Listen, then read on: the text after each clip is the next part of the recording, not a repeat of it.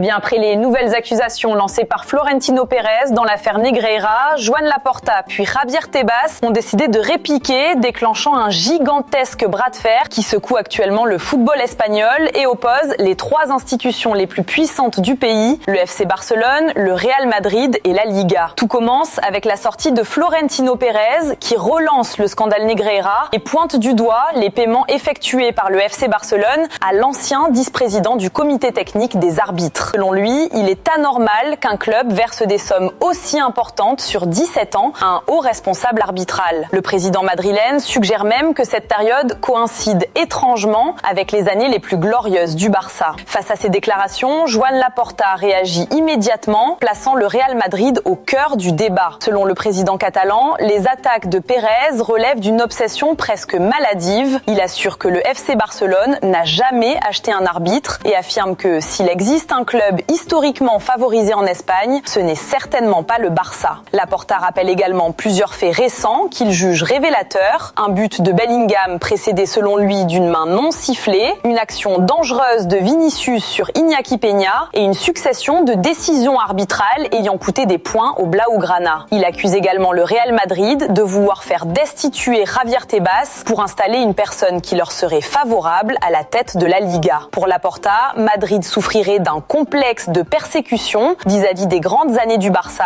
et craindrait le retour d'une équipe jeune et ambitieuse. Enfin, Javier Tebas entre à son tour dans la bataille. Le président de la Liga répond avec virulence à Pérez. Il rappelle que, à l'époque, le président du Real siégeait lui-même dans les organes de gestion de la fédération, aux côtés de Luis Rubiales, aujourd'hui visé par une enquête pour corruption et gestion frauduleuse. Selon Tebas, cette proximité aurait contribué à créer un système opaque pouvant bénéficier au Real. Critique également Real Madrid TV, qui l'accuse d'alimenter une campagne permanente contre les arbitres et d'exercer une pression médiatique dangereuse sur l'arbitrage espagnol. Désormais, une question brûle les réseaux. Les deux géants espagnols sont-ils favorisés par le système ou s'agit-il seulement d'une guerre politique et médiatique sans fin ?